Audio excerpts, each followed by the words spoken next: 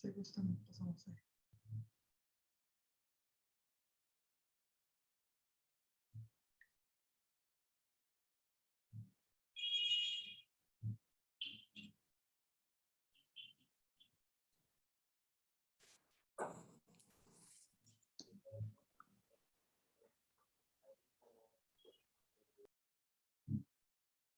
Compañeros, ¿cómo están?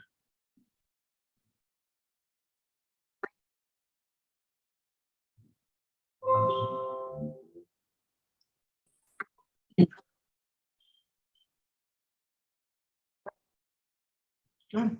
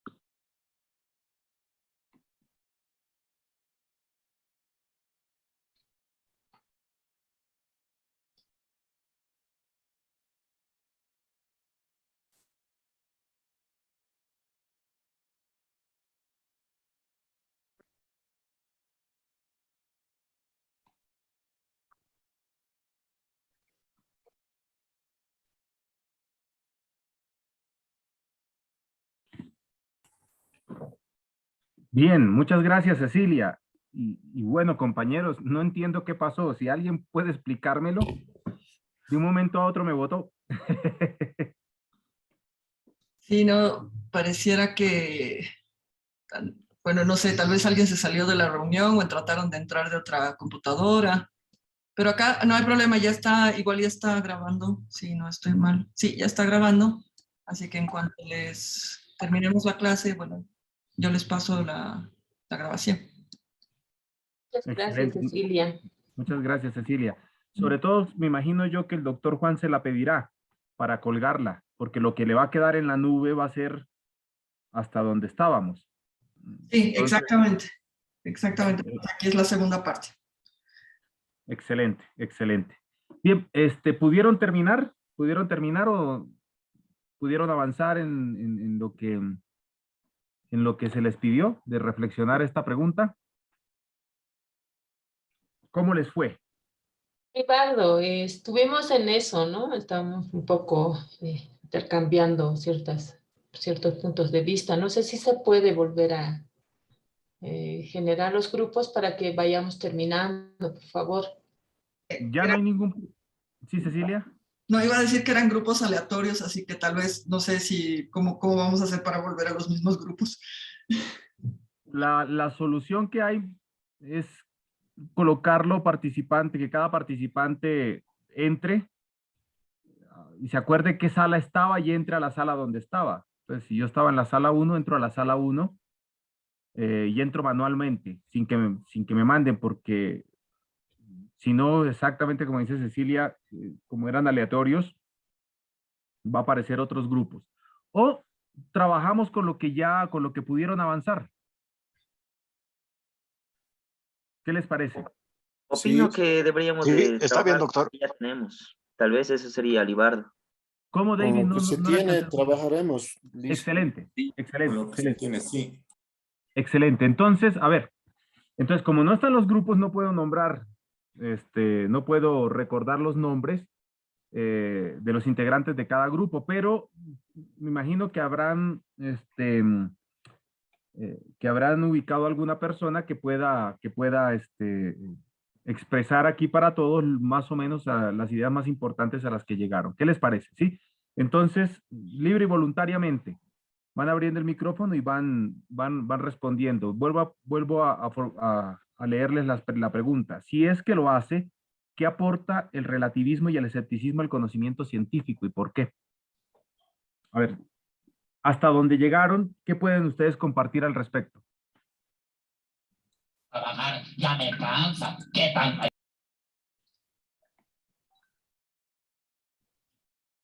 Muy Libardo, bien. no sé si puedo comenzar yo en representación del grupo 2. Muy bien, Abner, y después Davis. Sí, con respecto al relativismo, también bueno, nos tomamos la molestia de encontrar algunas definiciones, ¿no? Y dice acá, el relativismo es una posición filosófica que niega la existencia de verdades absolutas. En otras palabras, considera el saber como incompleto. Entonces, de aquí se deduce sencillamente, ¿no? Una regla de la ciencia, sobre todo con el tema de el criterio de Karl Popper del falsacionismo. Actualmente sabemos que las conclusiones que son científicas no son absolutas. O sea, por ciencia o por conocimiento científico no tenemos que pensar actualmente en que la ciencia define conocimientos que sean absolutos.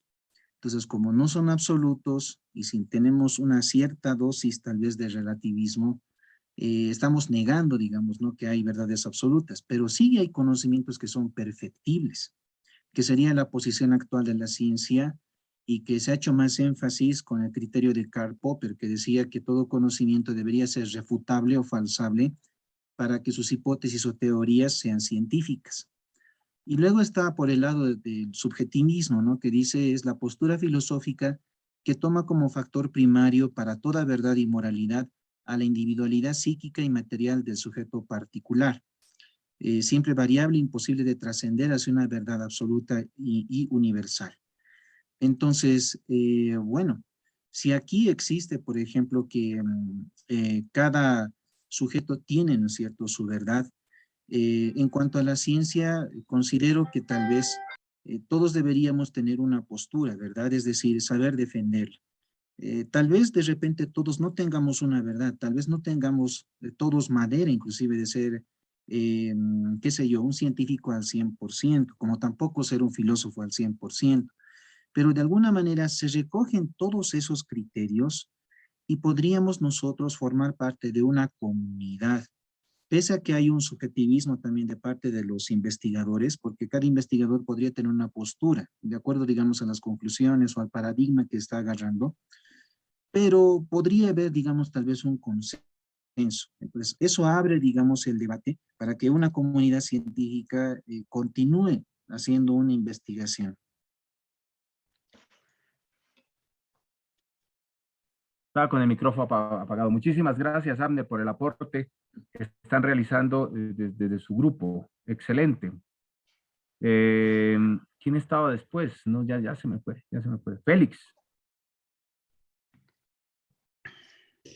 Sí, buenas noches. En el grupo 3 se ha opinado lo siguiente. Estamos de acuerdo en parte, porque es relativista también, con el participante anterior. Sin embargo, para aclarar un poquito, hemos tomado algunos ejemplos. Si bien es cierto que el escepticismo, porque esa era la pregunta, ¿no? El relativismo y el escepticismo, que si es que lo hace, ¿cómo es que colabora el conocimiento científico? Hemos visto que empieza con la duda, acepta todas las posibles soluciones y en ello encuentra mayor lucidez para seguir adelante, por llamarlo algo. En cuanto al relativismo, si no hubiera habido eso, no tendríamos el avance en lo que conozco, por ejemplo, el avance científico al que estamos ahora acostumbrados, ¿no? Voy a nombrar dos ejemplos, uno que tiene que ver con el tiempo. Ustedes saben, en los primeros intentos de explicar nuestra posición en el universo, que no sea dogmática, se había asumido de que el sistema topocéntrico o geocéntrico más bien, era el que explicaba todos los movimientos del cosmos, hasta que aparecieron los rebeldes. Y los rebeldes decían que no era geocéntrico, era heliocéntrico. Hasta que al final, por las observaciones, por los experimentos, por las demostraciones, hoy sabemos, excepto los que creen la Tierra plana, de que tenemos un sistema heliocéntrico en el sistema, en nuestro sistema solar. Y eso tiene que ver, como les dije, un relativismo en el tiempo, porque antes toda la humanidad que conocemos por historia estaba convencida, además apoyada por el dogma cristiano, o más bien de un solo Dios, de que era topocéntrico, ¿no? Pero cambiamos, y en la historia de la ciencia tenemos varios hitos, muchos hitos, de cómo cambia nuestra forma de pensar, de que en algunos casos también aparece el dogmatismo científico, como lo llamamos nosotros, cuando algunos piensan que ya todo está descubierto y no hay nada más que descubrir, que los tenemos, y grandes científicos, que bueno, por ahí se va. Pero el otro también tiene que ver con lo cultural, ¿no? O con el espacio donde se genera. No se olviden de que los primeros contadores, los primeros economistas, calculaban con el ábaco. Era su mejor instrumento para hacer los cálculos. Y tardaban bastante, sin ábaco era imposible. Y además, en el otro lado, los romanos se hacían más líos, ¿no? Porque no tenían herramientas suficientes para hacer cálculos grandes. Pero en el otro lado del mundo, los hindúes habían inventado, entre comillas, el cero, que les permitía hacer cálculos de números muy grandes. Y los árabes son los que lo divulgaron después. Entonces ahí podemos ver un relativismo cultural, un relativismo de espacio. Yo estoy acostumbrado a hablar de espacio y tiempo para ubicar las cosas, por ejemplo. Entonces, eso ha ayudado, eso ayuda. Y cuando algunos, por el mero hecho de repetir, hablamos de la relatividad como algo que se maneja en algunos ámbitos, todo es relativo, cada uno tiene su forma de interpretar. En realidad, la ley de la relatividad de Einstein no tiene ese contexto. El contexto de la ley de la relatividad de Einstein dice, si en un sistema está pasando esto con estas leyes, y en otro sistema el mismo fenómeno está pasando de otra manera con sus propias leyes, la ley de la relatividad hace de que podamos entender ambas leyes y podamos encontrar modelos que nos permitan pasar de una a otra. Eso es lo fundamental de la ley de la relatividad de Einstein. Entonces, eso es lo que podríamos aportar. Ha tenido mucha importancia, sigue teniendo, y como dijo Abner, hay cosas que ahora son ciertas y que mañana tal vez no lo sean. Por nuestra capacidad de percepción inclusive. En la ciencia tenemos instrumentos que para su época son de punta, son geniales, pero pasando el tiempo ya no pueden percibir medidas y fenómenos de otros sucesos. Por eso es importante la relatividad. Eso es. Muy bien, muchas gracias, Félix. Muchas gracias, Abner. Muchas gracias, Félix. Valiosos los aportes que están realizando. Leonardo, por favor, luego Cecilia y finalizamos con Alejandro. Grupo 1, por favor.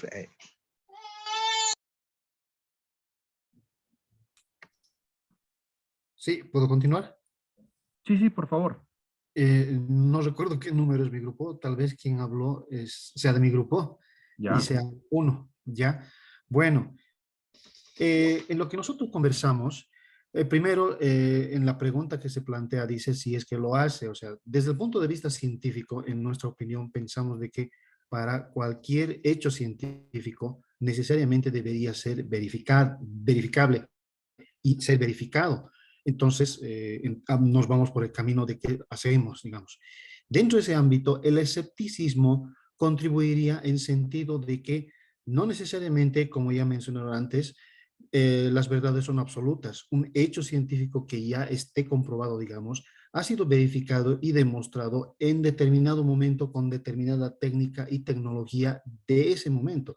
Pero la tecnología y la ciencia sabemos que va avanzando. Entonces, a través del escepticismo se puede considerar de que ese hecho científico puede haber sufrido alteraciones, entonces se discute, se plantea nuevamente una posible nueva solución.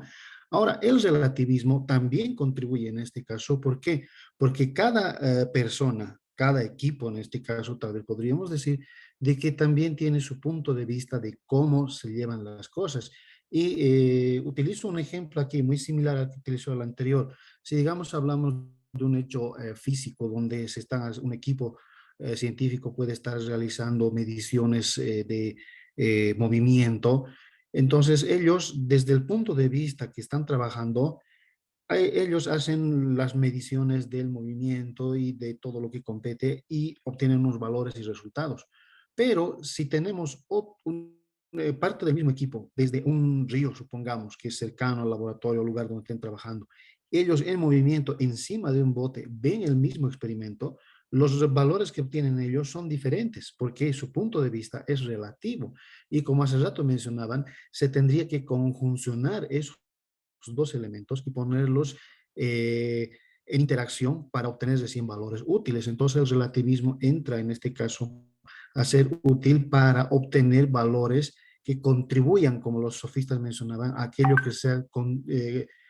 que contribuya de manera útil a un resultado satisfactorio. Esas son las conclusiones a las que llegamos. Gracias. Tal vez alguno de mi equipo quiera agregar algo más. Muy bien, muchas gracias, Leonardo. Cecilia, por favor. Gracias, Libardo. Bueno, comentar que parte de mi equipo eran Loyola Larico, Marcelo Gutiérrez y Morgan Checa, y habíamos compartido varios criterios acerca de que no existe una verdad absoluta, y el hecho de que podamos tener posturas nos permite, primero, reconocer la existencia de esas posturas, ¿no? Y también poder validarlas, verificarlas, reconocer la existencia de esas posturas a través del relativismo y a través de la duda, del escepticismo, poder validar la veracidad, entre comillas, o la objetividad de esas posturas. Y que eso es lo que nos lleva a cuestionar el propio conocimiento, a validar las opiniones de otros y a poder disentirlas, pero no por eso descartarlas, y que nos permite esta interacción que genera conocimiento. Creo que ese sería un resumen muy escueto. Muy bien, muchas gracias. Muy bien. Miren cómo han hecho ustedes análisis, interpretaciones y relacionamientos con el conocimiento científico que tienen mucha relación con las bases del escepticismo y con las bases del relativismo. Excelente. Alejandro, por favor. Bueno, gracias. Bueno, está en el grupo 7. No recuerdo bien a todos mis compañeros, pero básicamente lo que discutimos presentaba no tanto al relativismo como al escepticismo. Al no existir la verdad desde el escepticismo y al no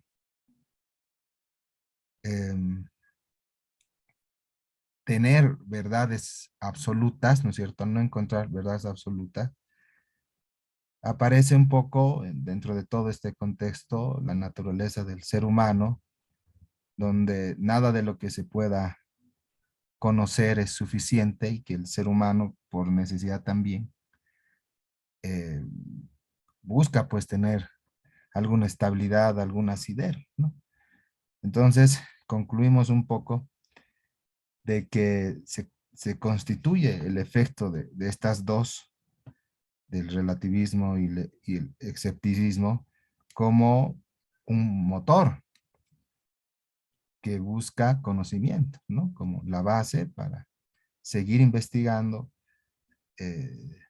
encontrar alguna verdad relativa que se puede explicar desde el escepticismo que no necesariamente existe, y eso sigue, ¿no? Y se generan dudas desde el escepticismo y se generan nuevas búsquedas, y bueno, pues concluimos un poco de que estos tres aspectos, el relativismo, el escepticismo y esta naturaleza del ser humano, como la constitución del motor, entonces han aportado en el proceso de investigación como tal, ¿no es cierto? En la búsqueda constante de la verdad. Eso concluimos. Muy bien, muchas gracias, Alejandro. Muy bien, y gracias también a todos los que han participado. Alberto, con usted finalizamos. Bueno, yo desde el punto de vista relativista, por decir, cuando lanzamos, por decir, un tema de investigación, me pongo, ¿no?, en esa situación y digo, desde mi punto de vista, o sea, del aporte, o sea, me pongo en la situación del relativismo y, y si es correcto o incorrecto de algunos aspectos, obviamente, que estos dependen mucho del aspecto cultural, ¿verdad? Pero obviamente con el escepticismo, obviamente, una vez partiendo del relativismo y haciendo una especie de intersección, ¿verdad?, con el escepticismo, que me permite dudar de la información, ¿verdad? Que sí está, evidentemente está apoyada por una evidencia, ¿no? Y que sí esto sí está planteado, ¿sí?, como conocimiento, pueda examinarlo con veracidad, ¿no? En base a teorías, ¿no?, de investigación de manera sistemática, ¿no? Bueno, eso es lo que yo comprendo desde mi punto de vista, ¿no? Muy bien.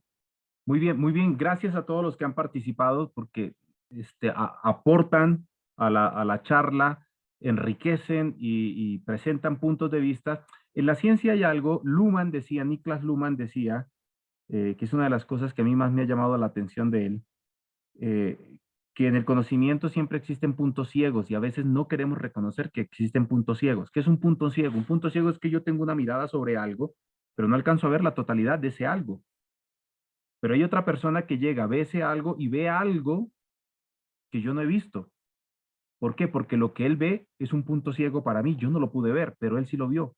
Y al mostrármelo, me complementa y me ayuda a mí a seguir en el camino del conocimiento. Y yo también lo complemento a él.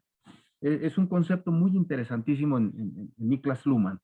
Bien, ahora, ¿qué les voy a mostrar? Voy a intentar mostrárselo en menos de media hora porque necesito que hagan un trabajito entre todos y me lo van a darse cuenta. Es con dos imágenes y para que lo muestren y me digan lo que piensan al respecto. Bien, vamos ahora a fuentes del conocimiento y vamos a ir al racionalismo y al empirismo. Y voy a tratar de mostrarles de la mejor manera en que yo pueda cuáles son las bases que presenta el racionalismo y las bases que presenta el empirismo. Después nos vamos a dar cuenta por qué yo escogí estas cuatro filosofías, estas cuatro expresiones de la razón que se ubican dentro del espacio del habla, dentro del espacio del diálogo, dentro del espacio de la palabra, mejor, del logos, de la palabra. Vamos al racionalismo y en el racionalismo nos vamos a ubicar en Descartes y en Descartes vamos a trabajar a partir de tres textitos. El primero, los principios de la filosofía. El segundo, el discurso del método y el tercero, las meditaciones metafísicas. Voy a recorrer los tres sacando lo que a mí me interesa mostrarles sobre el racionalismo.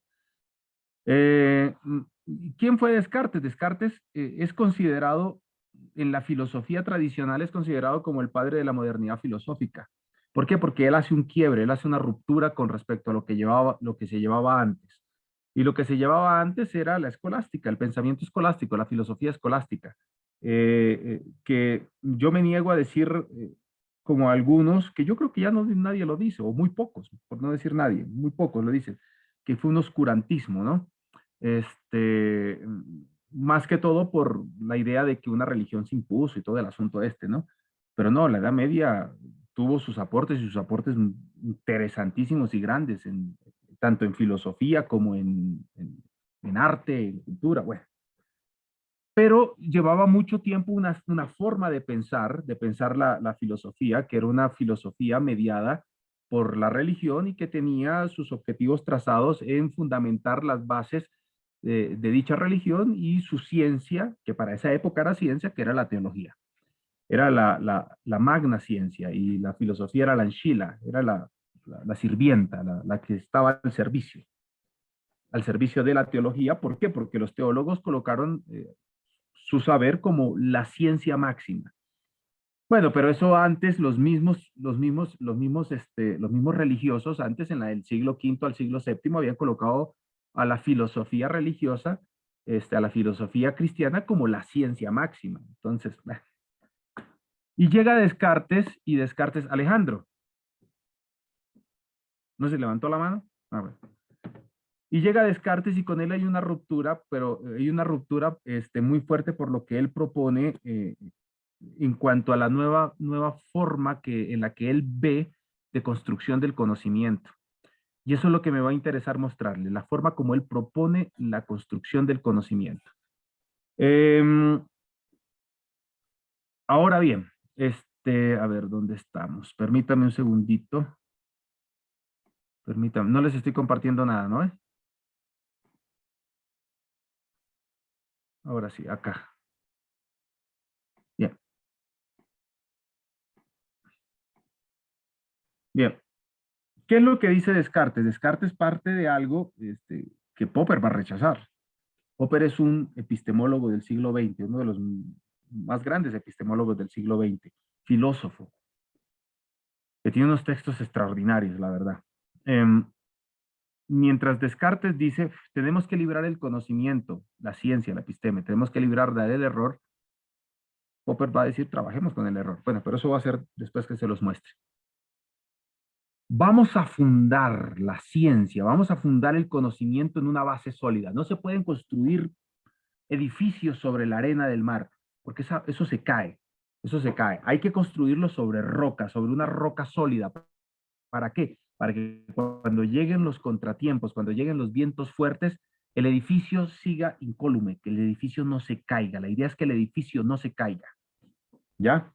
Más o menos así como supuestamente, no sé, ustedes sabrán más que yo, de este edificio nuevo, verde, que dicen que es totalmente antisísmico, ¿no? Los que saben de eso me dirán si es verdad o no, yo no tengo ni idea de eso. Pero eso fue lo que le escuché decir al señor Doria Medina. Bien, en un edificio así, fuerte, que no se caiga. Y entonces, ¿cuál era la idea de Descartes para que el conocimiento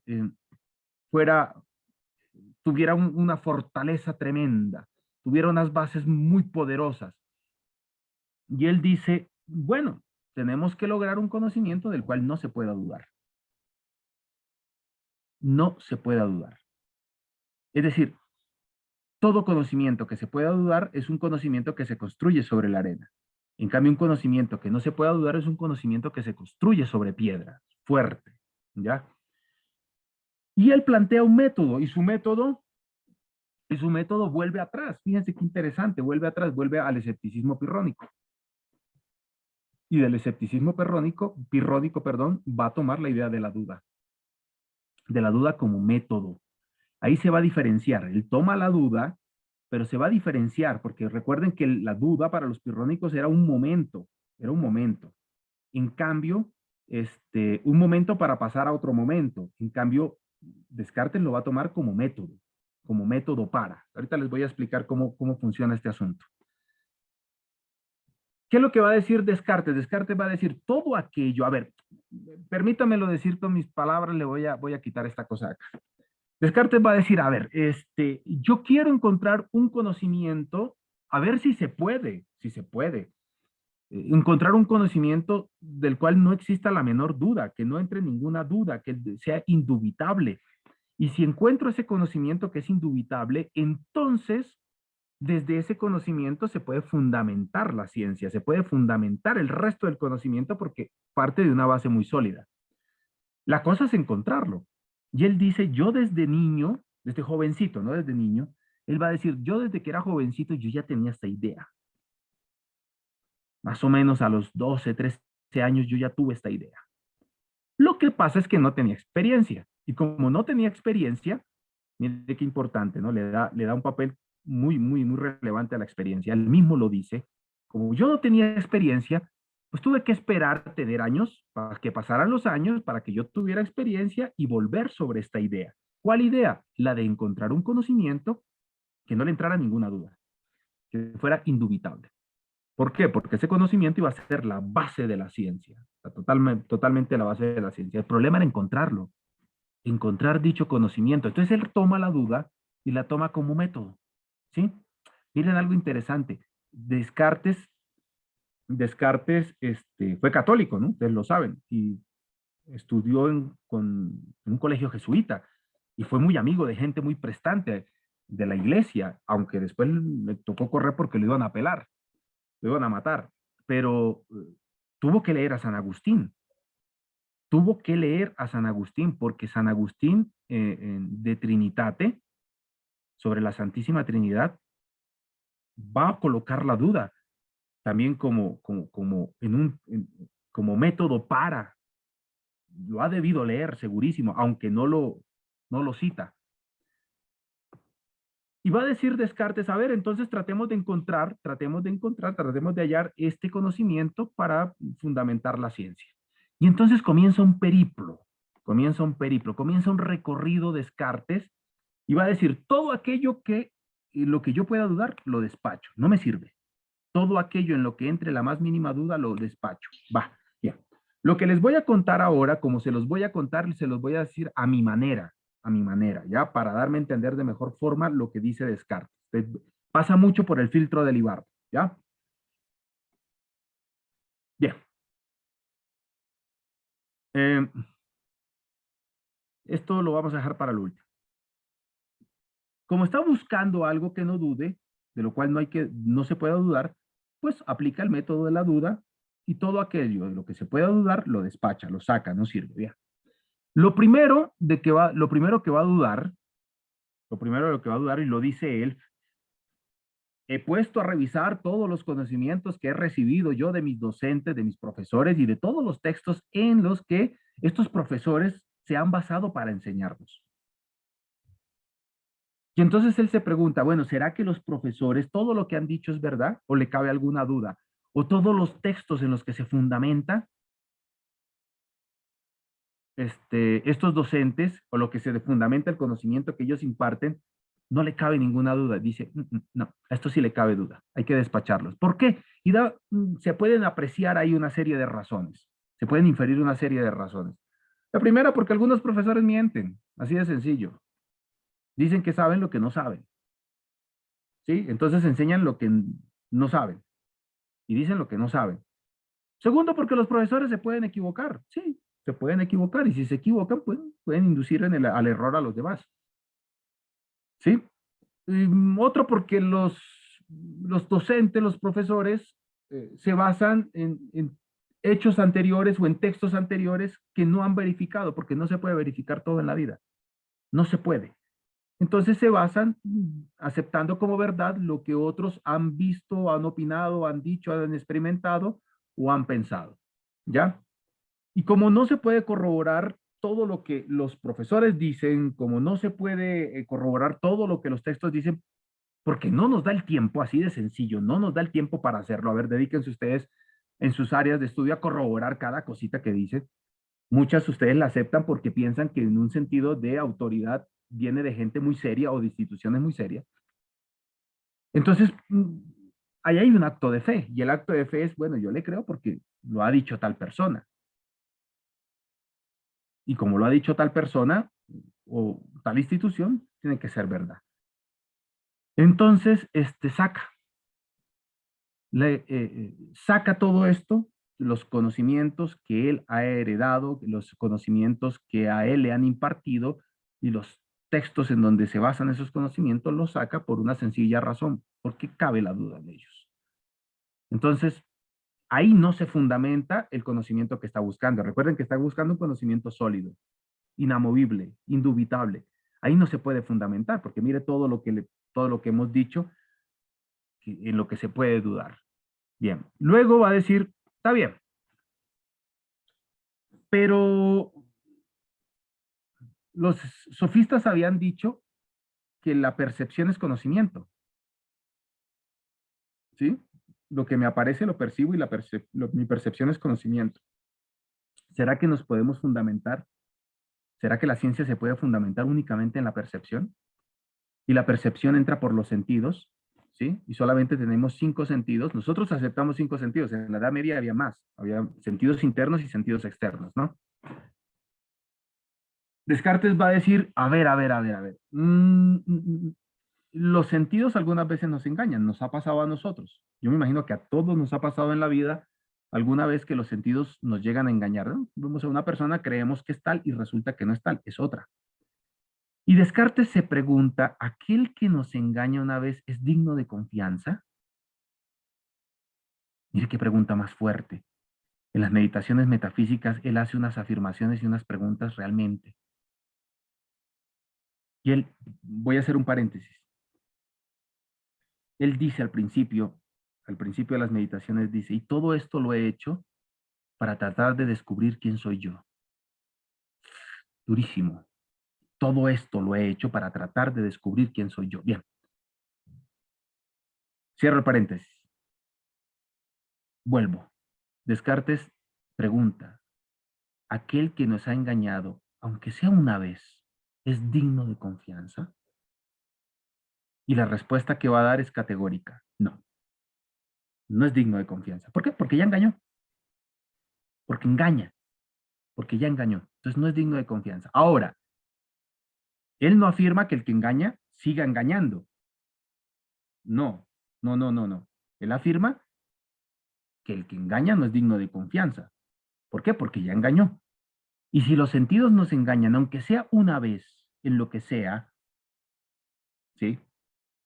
Entonces, pues los sentidos no son dignos de confianza.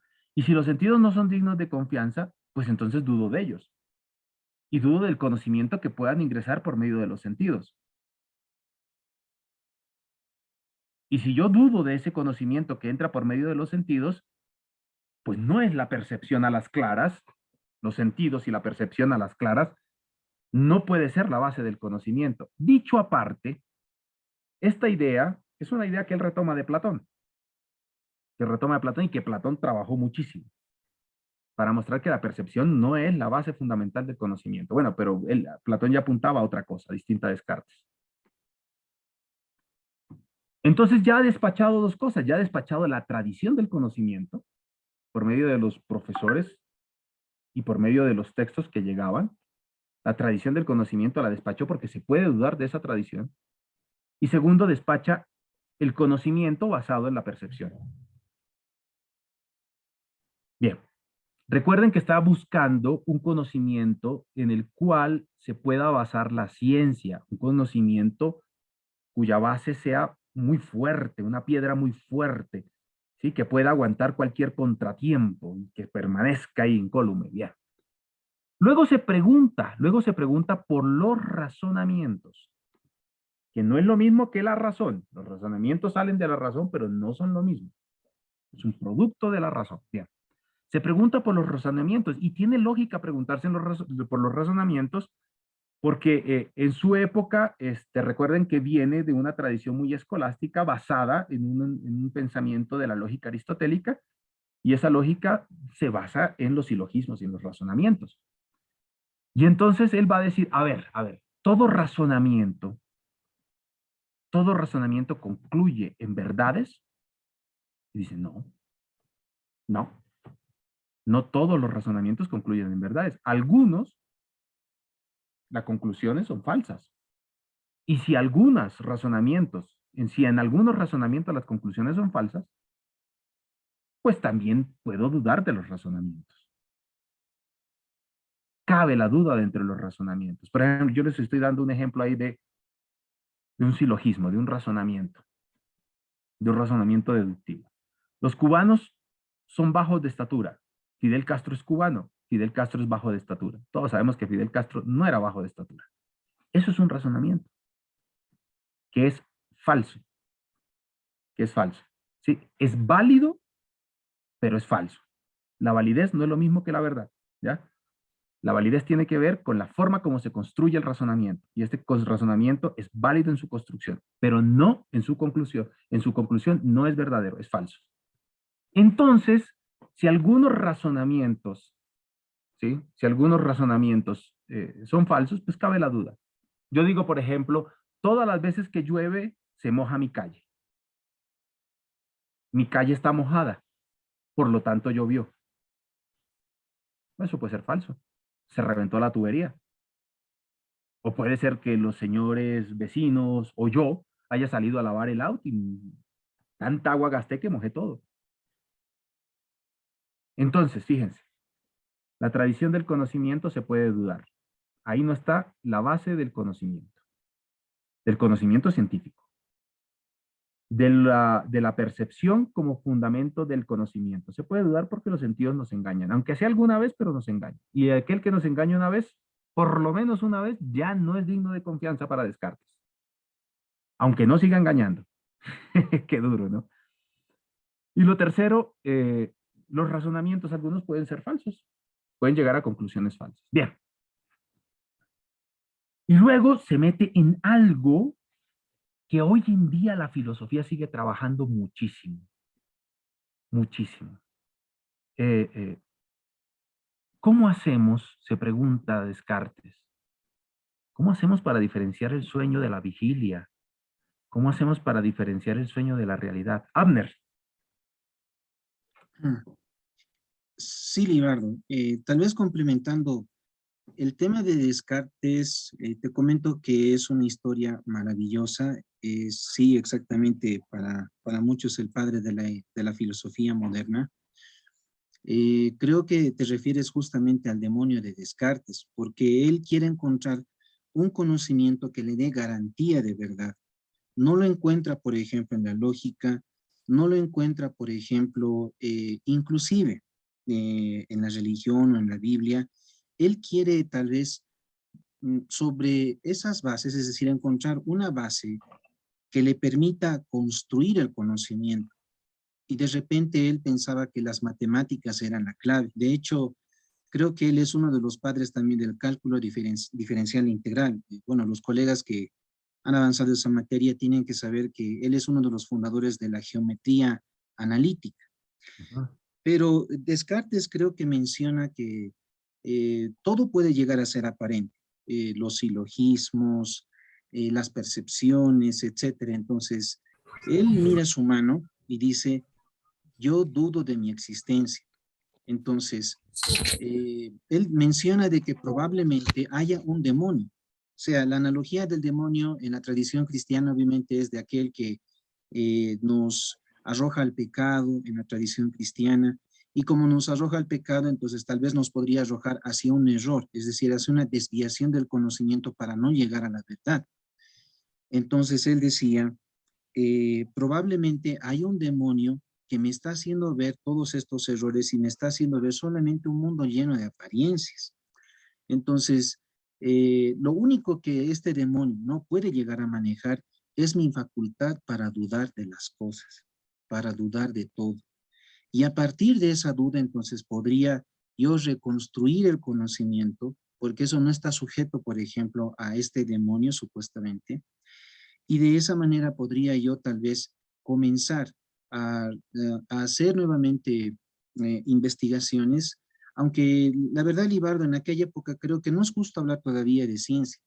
Creo que es más bien justo hablar de filosofía natural, porque en aquella época todavía no existía la diferenciación entre ciencia y filosofía, pero sí había una ramita de la filosofía que se conocía como filosofía natural. Y entonces yo creo, Libardo, que la analogía más plausible, creo, para los que son contemporáneos, no sé si vieron la película, por ejemplo, Matrix. En Matrix, como ustedes han podido ver la película, tengo entendido que Neo entra en un mundo y se da cuenta de que la realidad, en realidad era una ficción elaborada por una supercomputadora que elaboraba la realidad. Es decir, la realidad era una especie de hiperrealidad y lo que era realmente un hecho fáctico en esa ficción era que una supercomputadora manejaba lo que nosotros conocíamos como realidad. Entonces, justamente se basaron en la postura de Descartes para hacer justamente el argumento de esa película, que me pareció algo muy interesante, Libardo. Excelente, Abner, excelente. Vamos a ir desarrollando algunos aspectos que usted tocó. Muchísimas gracias por su aporte, Abner. Muy bueno. Edmundo. Bueno, levantó la mano, está bien. Sigamos. A ver, Sí, entonces. sí. Buenas noches. Buenas noches, Edmundo. A principios, hablaba usted sobre si algunos profesores también nos habían mentido sobre algunos datos que nos enseñaban en colegio, escuela, etc. Bueno, yo pregunto, y la pregunta le hago a usted, ¿no? ¿Aló? No lo estoy escuchando, compañero. La pregunta sería ¿qué opina usted en cuanto a la guerra del Pacífico? Si ha habido guerra o no ha habido entre Chile y Bolivia. ¿Me puedes repetir? Lo que pasa es que pasó mi gato corriendo y me oprimió el sonido y no le alcancé a escuchar. Por favor, ¿me puedes repetir lo último? No se preocupe. Bueno, mi pregunta es respecto de lo que mencionaba, de que los profesores habían falseado información al darnos tanto en la escuela como en secundaria, ¿no? Respecto de si había guerra o no entre Bolivia y Chile por las razones que habíamos perdido el Pacífico, ¿no? Entonces, hay dudas, como también hay afirmaciones. Entonces, solamente como un ejemplo, ¿no? Eso, Ya. por favor, gracias. Excelente, Edmundo. Bueno, la guerra hubo, ¿no? Ahora hay que mirar, por ejemplo, los historiadores. ¿Qué tipo de historiadores escribieron en Bolivia al respecto? Y hay que mirar qué tipo de historiadores escribieron al respecto en Chile. ¿Cuál es la mirada de los chilenos frente a la guerra? ¿Cuál es la mirada de los bolivianos frente a la guerra? Quedémonos solamente dentro de los bolivianos. Habría que mirar las líneas historiográficas que manejan los historiadores, que las desconozco, debo decir, las desconozco. Si alguien es historiador acá, nos puede ayudar un montón para esclarecer esto. Habría que ver las líneas historiográficas que manejan los historiadores bolivianos y si concuerdan en todo. Y habría que ver también las líneas historiográficas que manejan los historiadores chilenos y si concuerdan en todo. Ahí es donde cabe la duda, ¿no? Ahí es donde cabe la duda de cómo se mira acá y por qué se mira acá y desde qué escuelas se mira acá. Estoy hablando de escuelas historiográficas. ¿Cómo se mira en Chile? ¿Desde dónde se mira en Chile? Y a partir de qué escuelas historiográficas se mira en Chile. Les reitero, es algo que yo desconozco. No he ahondado, no tengo un conocimiento ni siquiera medianamente superficial de los hechos y de las interpretaciones historiográficas, pero sé también que es algo que en el sentir boliviano está muy arraigado y es muy fuerte, es muy profundo. Entonces, hasta ahí puedo llegar yo porque desconozco. Y yo me suelo guiar, apreciado Edmundo y todos los demás, por el último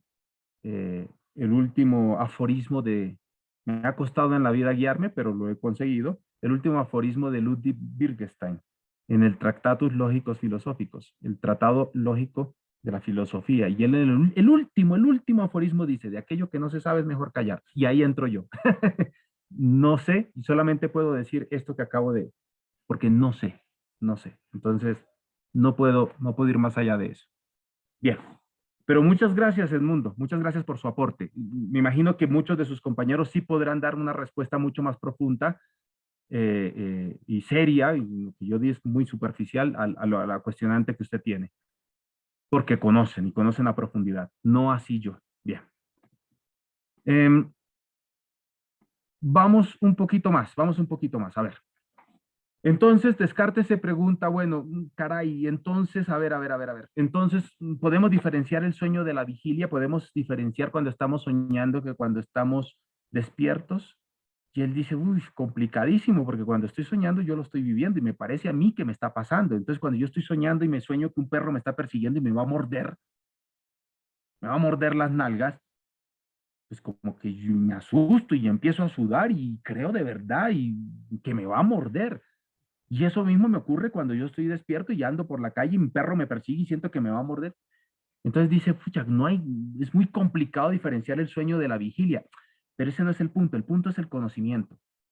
Entonces, si yo no puedo diferenciar muy bien lo que me pasa en el sueño, lo que me pasa en la vigilia cuando estoy despierto, entonces, ¿cómo voy a poder diferenciar un conocimiento que entró cuando yo estaba despierto a un conocimiento que llegó cuando yo estaba dormido? ¿Cómo voy a poder diferenciarlos? ¿Cómo voy a poder saber que este ha pasado por un cernidor mientras que el otro no? Es decir, es muy complicado. Es muy complicado. Bien, y aportando a lo que dijo Abner, Matrix también está basado, efectivamente se basa en este problema de la realidad, del sueño y la vigilia, en Descartes, pero también se basa en un texto que se llama, a ver, ¿cómo es que se llama? Se me olvida, Razón, Verdad y Conocimiento, Razón, Verdad, de Hilary Putnam. Ahorita se me olvida el nombre del texto. Si alguien lo googlea y me ayuda, le agradezco. Razón, Verdad y algo más. Razón, Verdad y Conocimiento o Historia. Ya no me acuerdo, la verdad. En el que se propone efectivamente el problema de los cerebros en la cubeta, y el problema de los cerebros en la cubeta es el problema de Matrix. ¿Cuándo sé que estoy soñando y cuándo sé que estoy despierto? ¿Y cómo carambas hago para diferenciar el conocimiento de uno y otro? Bien, ya estamos llegando. Pero Descartes, que es un matemático, y es un matemático de raca mandaca, como decimos en Colombia, él sabe que de las matemáticas no se puede dudar. Él lo sabe, es matemático, él es filósofo y es matemático. Y él sabe que uno más razón, verdad, historia. Muchísimas gracias, Abner. No, la última parte era la que no me acordaba. Y él sabe que 1 más 1 es 2 y que eso no se puede poner en duda, que hay que ser un necio para ponerlo en duda. Pero ahí es donde hace un juego que los filósofos suelen hacer. Y ustedes, por ejemplo, cuando lean filósofos, no se les haga extraño, que también lo hacen los científicos, ¿sí? El gato de Schrödinger es un juego teórico para explicar algo, pero los filósofos suelen hacer juegos teóricos para llegar a algo. Descartes sabe que no se puede dudar de las matemáticas, pero él dice, a ver, acéptenme esto, y ustedes también lo van a aceptar. Acéptenme esto. Vamos a suponer que hay un genio maligno. Él no quiere llamarle Dios, porque se va a meter en problemas. Igualito se metió en problemas, pero él no le quiere llamar Dios, le llama un genio maligno. Imagínense que hay un genio maligno que le encanta burlarse de las personas. ¿Y cómo se burla de las personas?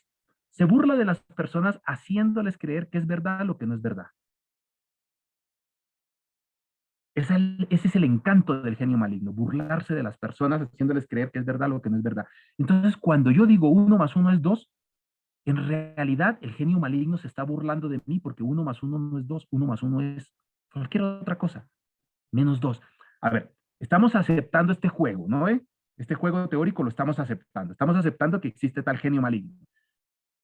Y entonces va a decir Descartes, y si el genio maligno existiera, vamos a suponer que existe, entonces ni las matemáticas serían la base del conocimiento.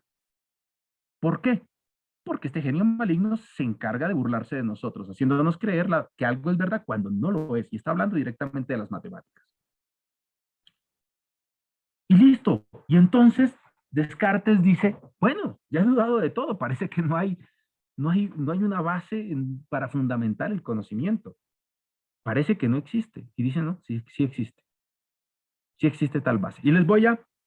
Yo cuando explicaba Descartes antes, yo me inventé este jueguito que quiero jugarlo con ustedes, pero me tienen que hacer caso, ¿cierto? El chiste de los juegos es cumplir con las normas del juego. El juego es algo muy serio, ¿no ve? El juego es algo muy serio. Hay un apartado de Gadamer en Verdad y Método que se les recomiendo sobre el juego, que es bellísimo, por Dios. El juego como interpretación, en la que él muestra la seriedad del juego. Tan serio es que un niño se molesta cuando usted le quiere cambiar las reglas del juego. Y aunque el niño esté jugando solo, está jugando con el juego. Y al jugar con el juego hay unas normativas del juego. Bien. Les voy a pedir que piensen en alguien. Alguien, persona. Piensen en este momento en alguien. Estoy pensando en mi hija, por ejemplo. ¿Sí? Piense en qué está haciendo su hija ahora. Su papá, su mamá, su hermano, la vecina, el vecino. En quien haya pensado. Síganme el juego, síganme el juego. Bien. Están pensando en qué está haciendo ahora. Ahora quiero que duden sobre eso que pensaron que está haciendo. Quiero que lo pongan en duda. Bien, hasta aquí. ¿Se puede hacer lo que yo les estoy diciendo? ¿O no? Alguien que abra micrófono y me diga sí o no. Sí, se puede. Se puede, se Sí, puede. se puede. Se puede, se puede. Excelente. Se Sí, puede se hacer lo que puede. les estoy pidiendo. Están dudando. Excelente. Ahora les voy a pedir que hagan otra cosa. Ahora les voy a pedir que cierren los ojos, por favor. Ni los voy a robar ni los voy a manosear. Cierren los ojos, por favor. Síganme el juego. Están dudando de eso que pensaron. Ahora quiero que sigan dudando, pero sin pensar.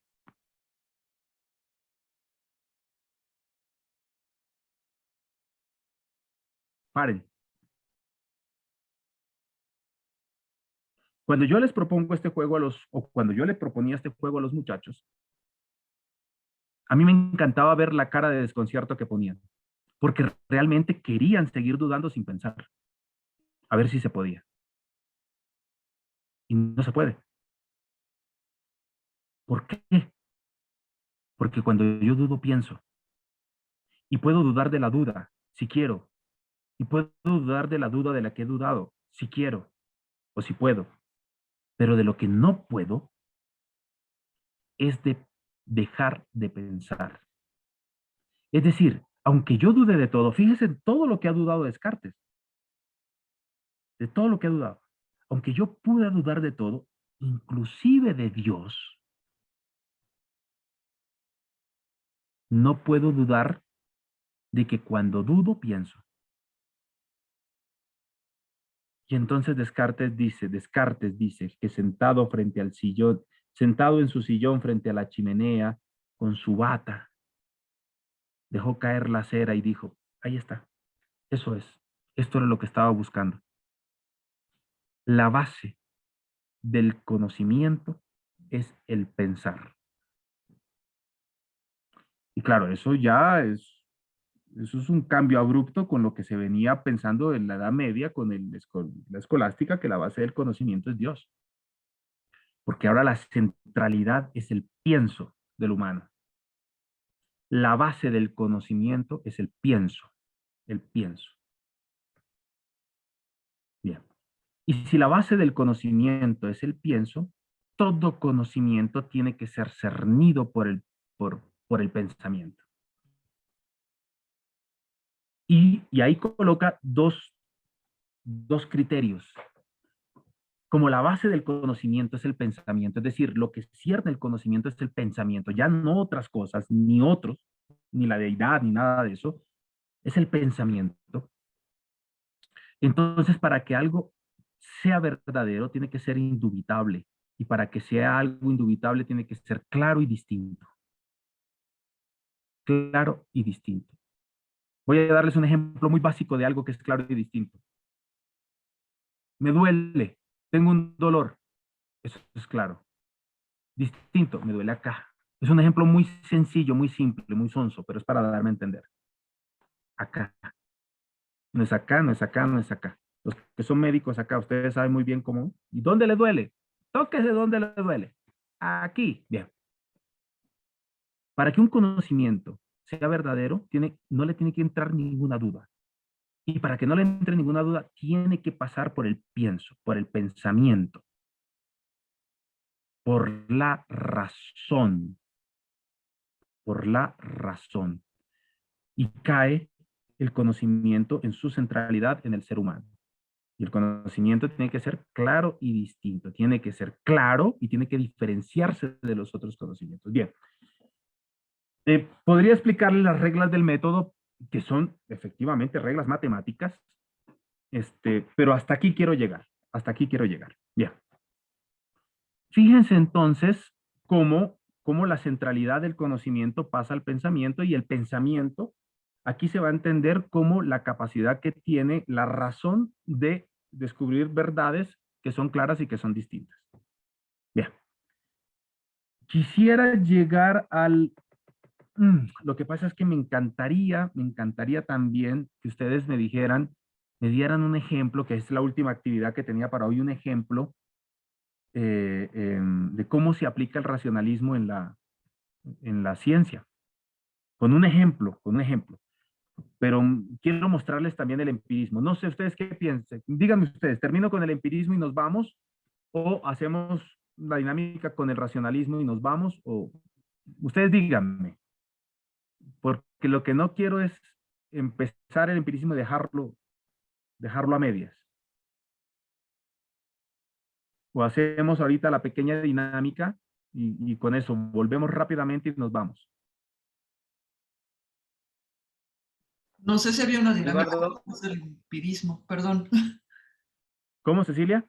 No, preguntaba si había alguna dinámica para después del empirismo para hacer las dos juntas como hicimos las dos anteriores. Ya, entonces les muestro el empirismo, me quedan 15 minutos, voy a tratar de resumirlo.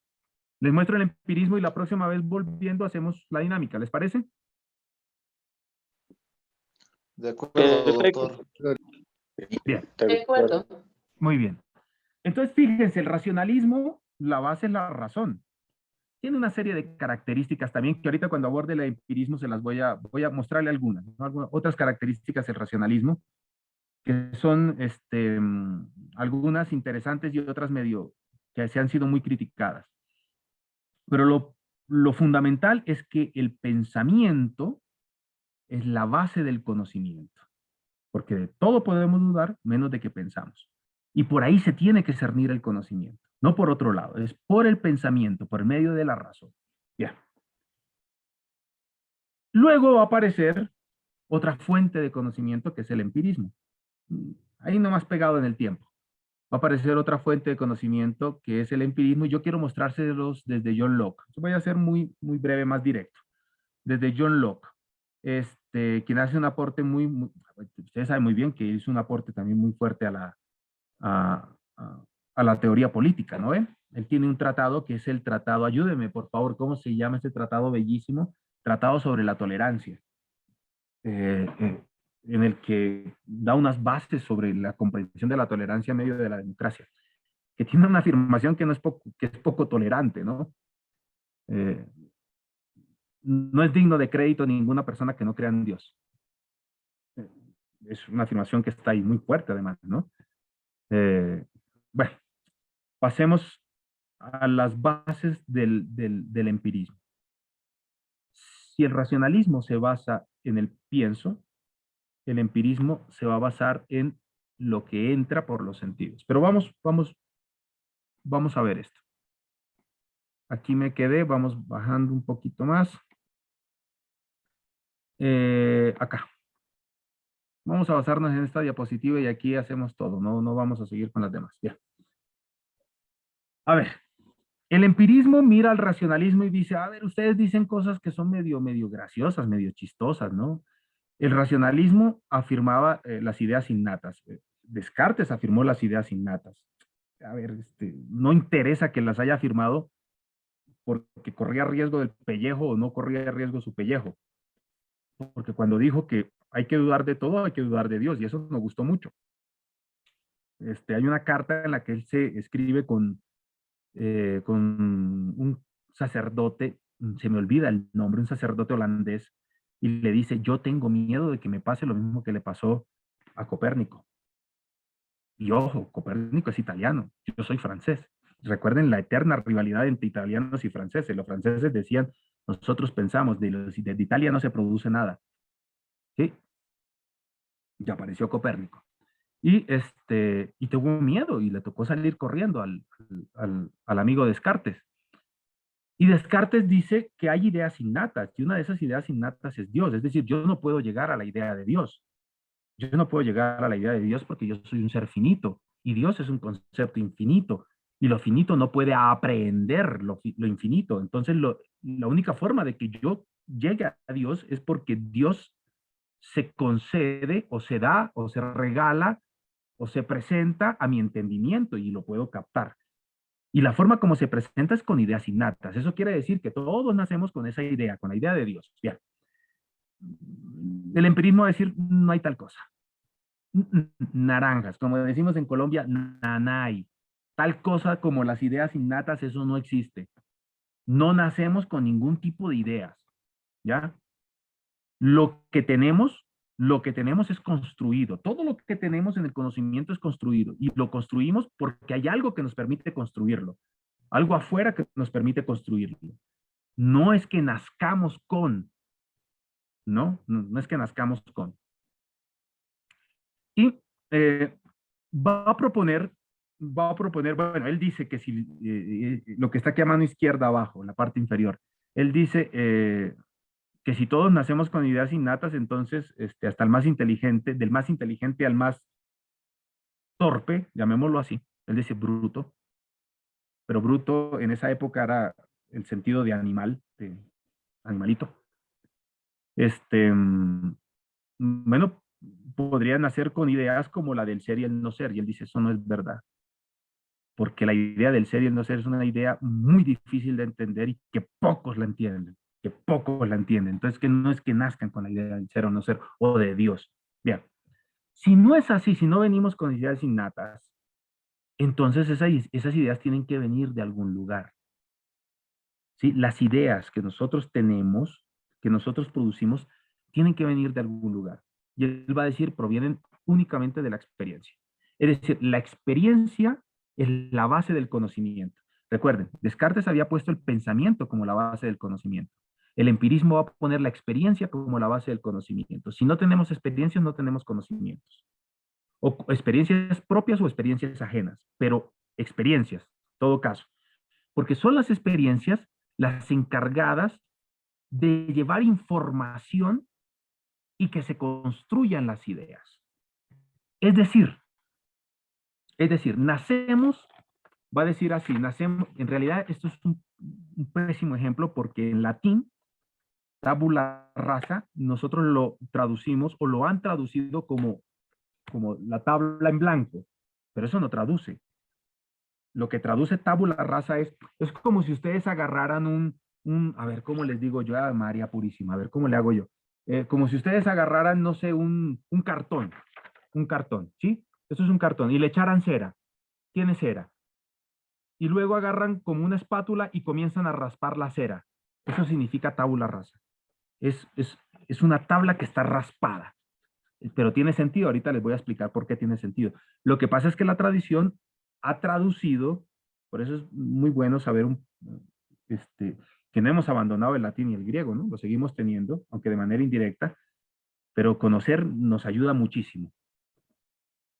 Él va a decir, Locke va a decir, no nacemos con ideas innatas, nacemos con una tabla que está raspada, tabula rasa. Y le vuelvo a repetir, en la tradición de Occidente se ha traducido, mal traducido, como hoja en blanco, como tabla en blanco. Y va a decir, nacemos con una tabla que está raspada, en la que no hay nada. Con la cera usted la raspa y ya no queda nada. ¿Sí? La raspa. Nacemos así. Y entonces nos vamos llenando de ideas en la medida en que vamos teniendo experiencias. ¿Experiencias con qué? Experiencias con el mundo, experiencias con la realidad en la que vivimos. Sí, y entonces un niño aprende la idea de silla en el contacto con sillas. Y en el contacto con sillas va descubriendo los componentes de la silla y lo que hace a la silla. Y va construyendo el concepto silla. Entonces un niño se le dice, cuando no sabe eso, se le dice, tráeme la silla y te trae el balón. Pero cuando el niño construye el concepto silla, porque ha venido de la experiencia, entonces te va a llevar una silla. Y esa tábula que está raspada, ¿y por qué se raspa? Mire qué interesante. ¿Por qué se raspa? Se va raspando, ¿sí? Se va limando en la medida en que se van adquiriendo experiencias. Entre mayor cantidad de experiencias, más se va limando esta tabla y más se va llenando de ideas, porque las ideas son construcciones de las experiencias que tenemos. Por eso la definición, o lo mejor, la traducción de tabla raspada es mucho mejor que la de tabla en blanco. En realidad así se tiene que traducir. Bien. La experiencia es lo más importante. Sin experiencia no se pueden construir ideas, porque el contenido de las experiencias llegan al entendimiento. El entendimiento. Y el entendimiento, que esto es una carga esta diferenciación es una carga medieval, y el entendimiento va a ser pasivo, ¿sí? A ver, si yo les digo a ustedes, cierren los ojos, y les digo hola, bueno, aunque hayan cerrado los ojos, igualito me escucharon. Se han debido tapar, ¿cierto? Es pasivo porque, quiera o no quiera, la información que viene va entrando. El carro que acaba de pasar, yo lo escuché, ustedes no lo escucharon. Acaba de pitar un carro. Eso entró. Bien. Hay sensaciones y esas van entrando por medio de nuestros sentidos. Pero el entendimiento activo es el que logra dos cosas. Primero, las ideas simples.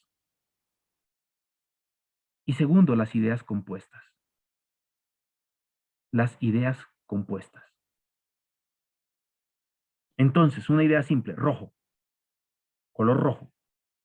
Una idea compuesta, el círculo rojo. Es una idea compuesta. Pero ¿de dónde viene el círculo rojo? Viene, como idea compuesta, viene de la experiencia. Y entonces el cuestionamiento que hace Locke es, y todo aquello que yo me imagino, vamos a suponer que yo me imagino un pueblo de casas de esmeralda, ríos de oro, árboles de zafiro, ¿sí? Nubes de éter, personas de paja. Y entonces dirán ustedes, que es lo que él se pregunta, dirán ustedes, pero eso es un invento, eso es imaginación. Dice, sí, es imaginación. Pero igual, todo lo que se ha construido en la imaginación tiene asidero en la experiencia.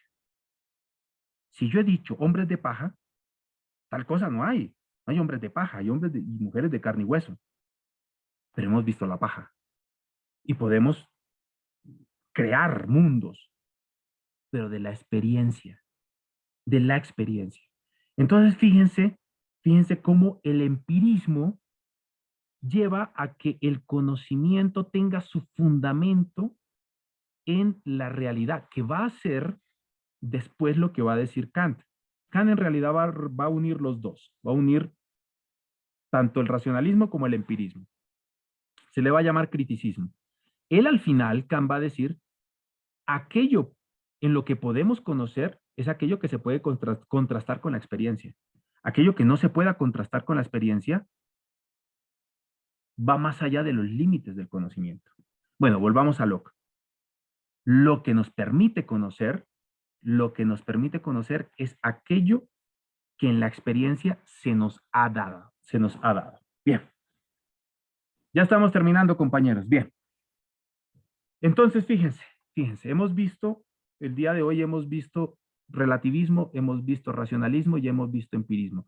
La próxima semana ya entramos, les quiero mostrar a mi manera, por mi filtro, lo que yo he venido entendiendo por episteme y epistemología, para ponerlo al debate con ustedes. y se van a dar cuenta que en la medida en que vaya desarrollando, vamos a ir cayendo de manera directa o indirecta en algunos de estos 4 expresiones, algunas de estas 4 expresiones de la filosofía. Bien, ¿hay aquí, hasta aquí algo que quieran aportar, alguna pregunta, algún cuestionamiento, algo por el estilo, o nos vemos la próxima semana? ¿Todo bien? ¿Me he dado a entender? Eso es importante. ¿Me he dado a entender o ha sido muy complicado? Muy claro, Libardo. Yo lo he entendido. Sí, Muy sí. bien. Libardo. Excelente, Sí, está excelente. claro. ¿Entendió, Libardo? Excelente, Gracias. excelente. Bien. Gracias, Libardo. Yo estaba confundido y con esto termino porque, bueno, a mí me ha costado trabajo aceptar que en Bolivia solamente den un día de Semana Santa libre. En Colombia, aunque ustedes no lo crean, dan toda la semana. Bueno, ahora se han vuelto más tacaños y dan solamente miércoles, jueves y viernes. Pero se daba toda la semana. Entonces, cuando yo leí que el próximo jueves nos veíamos, yo dije, pero pucha, es feriado, no nos vamos a ver, no nos podemos ver, es feriado. Y resulta, ¿no?, que aquí es un día hábil. Bien, entonces, Disculpe, sí, Fabián. perdón que lo corte.